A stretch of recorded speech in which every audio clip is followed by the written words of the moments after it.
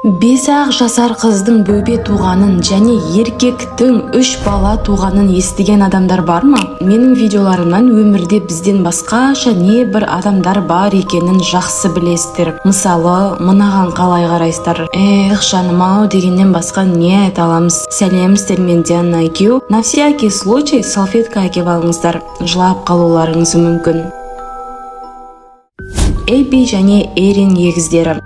Егіздердің кейде бір-бірімен бірігіп кетіп, басқаша туылатындарын уже білесіздер. Эбби мен Эрин де бастары бірігіп, жабысып туылған. Мамасының ішінде кезде әлі бөпе болып қалыптаспай жатып, екеуі толықтай ажыралмай қалғаннан болатын жағдай екен. Олай жабысып туылған егіздер әжептәуір көп. Енді неге просто операциямен кесіп тастай салмайды десеңіздер, мидың ішіндегі тамырлары да қосылып қалған екен. Соған қарамай 11 сағат бойы операция жасалынып, қазір екі қыз да жақсы өмір сүріп жүр. Махендра Ахервар. Махендра туылғаннан мойны қисық болған. Мойнынан бөлек бүкіл денесінің сүйектері де өте әлсіз, сәлге сынып қала беретіндей. Сол үшін де мойнындағы сүйек бастың салмағын көтере алмай, осылай майысып қалған. Мүлдем өзі жүре алмайтын. Үйдегілері тазикте, корзинкада тасып жүретін. Наконец, 2016 жылы операциядан өтіп, мойнына темір қойылып, енді басын көтеріп жүргені сол еді. Арадан 8 ай өткен соң қайтыс болды. Жаным, жәннатқа кіретін бала қоя.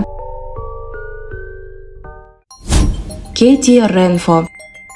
Бұл бейшара қыздың ауруының не екен әлі күнге дейін әлемнің врачтары білмей, түсінбей келе жатыр. Мамасы екіқабат болғанда қызыңның миы үлкен, сол үшін басы дәу болып туылады деп еді. Бірақ Кэти туылған соң басы емес, беті дәу болып туылды. Жасы 3-4-тен асса да не жүрмейді, не сөйлемейді. Солай жүріп ақыры операция жасалынып, бетінің біраз бөлігін және тілін кесіп тастады. Анау айтқандай көмектесті деп те айта алмаймын. Мыңдаған анализ тапсырса да әлі врачтар бұл қандай ауру екенін білмейді.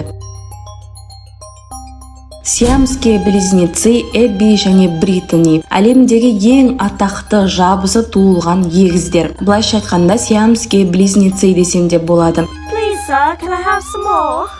Олар туылғанда врачтар точно ары барса бір күн ғана өмір сүреді бұлар деп айтқан екен, бірақ биыл уже олар 35-ке толады. Үсті жағы екеуден да, ал асқазанынан бастап астыңғы жағы екеуіне біреу. Қазір айтатын нәрсемді естуге дайын болыңыздар. Осы қыз былтыр тұрмысқа шықты.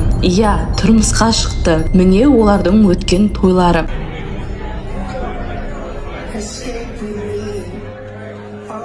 Қасындағы жабысып қалған екінші егізі болса әлі бойдақ.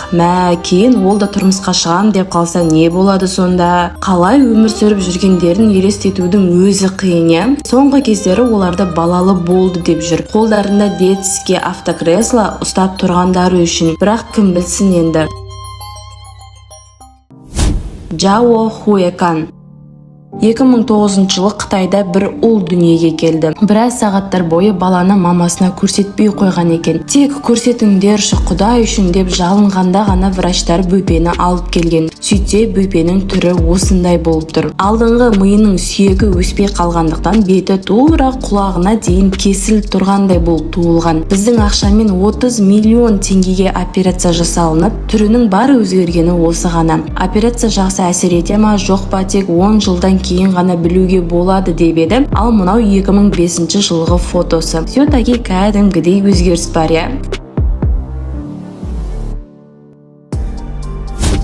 Фу Вэньгуэй.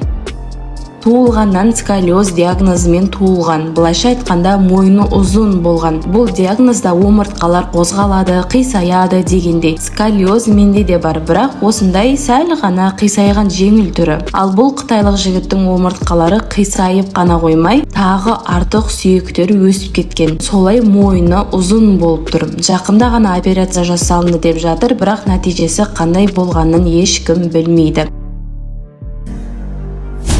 Тио Сатрио. Жаным, бейшара жігіттің қолдары да, аяқтары да жоқ, солай туылған. Соған қарамай, әшейін аузы мен мойны арқылы жазып, даже PlayStation'де ойнап та үйренген. Мәссаған. 5 жасар мама. Иә, дұрыс естіңіздер, 5 жасында екіқабат болып туған мама. Мысалы, мына қыздың да жасы 5-те. Сұмдық қоя. Аты Лина Медина. Рекордтар кітабына енген ең кішкентай ана. Ата-анасы оны больницаға дәу ішімен алып келгенде басында ауру ісік деп ойлаған екен. Алайда қыз уже туайын деп жүрген болып шықты. Өзі тумады әрине, 5 жасар қыз ғой, дәу әйелдердің өзі әрең туады. Ішін кесіп алған соң дені сау ұл туылды. Ол өскенше мамасын әпшем деп ойлап келген екен, тек кейін ғана оған бар шындықты айтыпты. Кішкентай қыздың қалай екіқабат болғанын ешқандай врач анықтай алмады. Өйткені зорлықтың ізі жоқ еді. Линаның өзі де өлгенше ешкімге айтпай кетті. Сіздер қалай ойлайсыздар? Қалайша кішкентай қыз екіқабат болып қалды?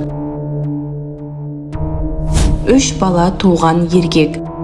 Иә, дұрыс естіңіздер, әйел емес, еркек 3 бала туған. Өлә деп тұрған болсаңыздар, негізі бұл бір чуда емес. Еркек алдын әдемі Трейси атты қыз болған. Бірақ 24 жасқа толғанда мен еркек болғым келеді деп шешім қабылдап, дәрілер іше бастап, сақал өсіріп, атын Том деп өзгертіп, тіпті үйленіп те алды. Алайда әйелі бедеу екен, мүлде бала көтере алмайтын, бірақ екеуі де қатты балалы болғысы келді. Сол кезде Том еркекке айналдыратын дәрілерін ішпей қойып бала көтерді. Солай қатарынан 3 туып алды.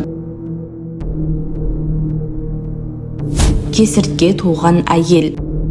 Бір күні Американың больницаларының біріне екіқабат әйел туам деп қатты толғақпен келеді. Врачтар қазір сізді қараймыз деп жүргенде, әйел мен уже туып қойдым деп осы кесірткені көрсеткен екен. Барлығы түсінбей тұр, не болды бұл сонда деп. Содан кейін әйелді бәрі мыстан деп атап кетті. Алайда бұл оқиға өтірік болуы да мүмкін. Бірақ мына видео ше сонда.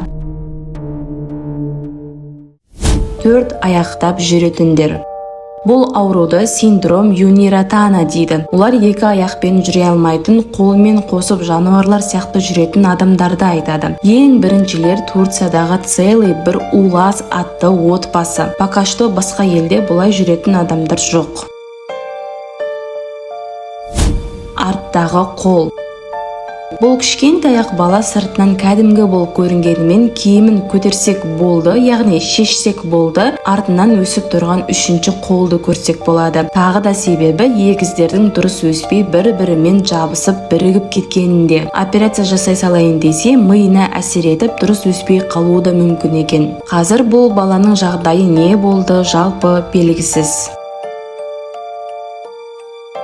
Қайсы адамның ерекше жағдайы сіздің миыңызға прям қатты әсер етті, ойыңызда енді көп уақытқа қалып қояды? Обязательно комментарийде жазып кетіңіздер, барлығын оқып шығуға тырысамын. Видео сіздерге қызық болды деген үміттемін. Лайк басып, комментарий жазып, каналға тіркеліп алуды ұмытпаңыздар. Ал сіздермен болған Диана Q.